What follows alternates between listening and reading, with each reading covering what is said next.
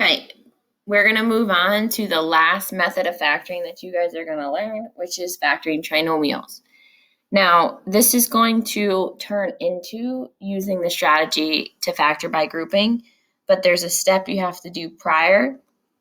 It is not always the easiest step, but with practice, you will get it, okay?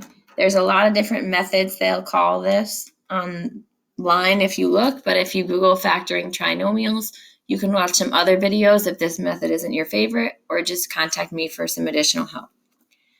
So when we try to factor this, we can't use grouping because I could group these first two, but then when I go to group the 60, there's not a second term. What we want to do is we want to turn this into 4 terms. So we want to take this trinomial and make it a polynomial. So what we're going to essentially have to do is undo this combination of like terms that happened.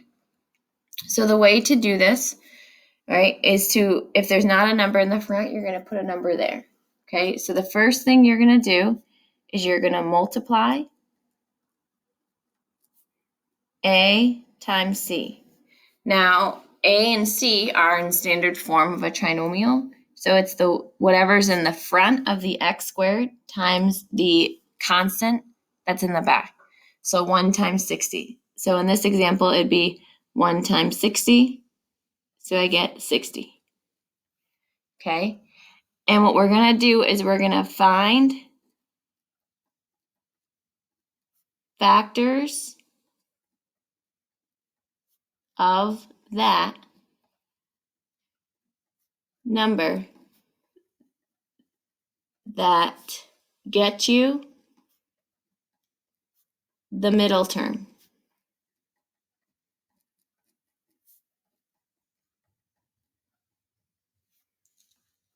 Okay, now the middle term is negative 16. So what I tend to do, okay, is I set up like this. They'll call it a diamond, although it looks like an X. So I found things that multiply to a positive 60. And then I want them to combine, either add or subtract, to get me a negative 16. Because that's the middle term. So multiply here, add or subtract here. And you can put A/S however you want to do it. So what I kind of have to do is then I think about the factors of 60. And for in the beginning, you're going to probably have to write them out. So 160. So what I do is I just take my calculator, divide by 2, 2 and 30. Divide by 3, 3 and 20. Divide by 4, 4 and 15. Divide by 5, 5 and 12. Divide by 6, 6 and 10. Divide by 7, doesn't work. 8, doesn't work. 9, doesn't work. 10, I get 6, and I'm back to it. So that's all the factors of 60. So then I say, okay, if I add these, I get 61, 1 plus 60. If I subtract 60 and 1, I get 59. Nope, doesn't work. If I add 2 and 30, I get 32. If I subtract them, I get 28. Doesn't work. Add 3 and 20, I get 23. Subtract them, 17. Close. Add 4 and 15, 19. Subtract them, 11. Nope. Add 5 and 12, 17. Subtract them, 7. Nope. Add 6 and 10, 16. Oh, okay. So that gave me 16, but I need to get a negative 16. So what that tells you is that that works, okay? This is going to be your pair. So I get a 6 and a 10. Now, I check. Well, if this multiplies to positive 60, but it adds to positive 16, that's not right. So if I try a negative 6, well, negative 6 times 10 is a negative 60, so that doesn't work. If I do a negative 10 and a positive 6, that doesn't work, so it's negative. So I have to have 2 negatives. Negative times a negative gives me a positive 60. Negative 6 plus negative 10 gives me negative 16. So sometimes it's just guess and check. Now your only options are two positives, right? Two negatives, a positive and a negative, or a negative and a positive. So you just have to try out each one. Okay, so now that we got these numbers that I wrote in green, what I'm going to do is I'm going to replace those. So this is going to turn into those two. So it's going to be a negative 6x and a negative 10x. So I'm not going to ever write that negative 16. That negative 16 is like gone. But what's still there is the positive 60 and the 1x squared.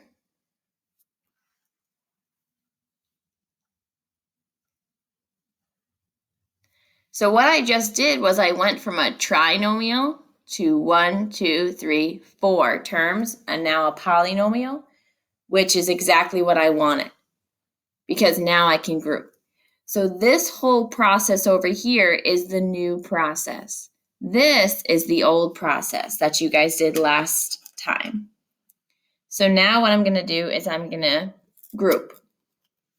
So I'll group my first two and my next two. Factors of 1, 1 and 1, x and x. The only thing over here is 1, so I'm just going to put my 1 and 6 and my x. So the biggest thing they have in common is 1 and x. So that goes on the outside. So if I divide or figure out what's left, I have 1x minus 6. Now, if that went a little too fast for you, that's probably because you don't have a good grip on the grouping, which was the last task. That means you want to reach out to me for help, or you can just go back and watch those videos for more help. Okay, now I do factors of 10. 1 and 10, 2 and 5, and an x. Remember, I start with the biggest thing on this list, so 10. Does 10 go into 60? Yes, it does, 10 and 6. So my greatest common number is 10. I can't circle the x's. So a 10 goes out here. And remember, if it's a negative here, what does that mean about the 10? It has to be negative, so it's a negative 10. So negative 10 divided by negative 10 is 1. The x I didn't take out, so it stays on the inside. And then 60 positive divided by negative 10 turns into negative 6. Look at that. I got my 2 for 1 special. So my 2 for 1 special, 1x minus 6, used it. So my other parenthesis comes from what's on the outside, which is 1x minus 10.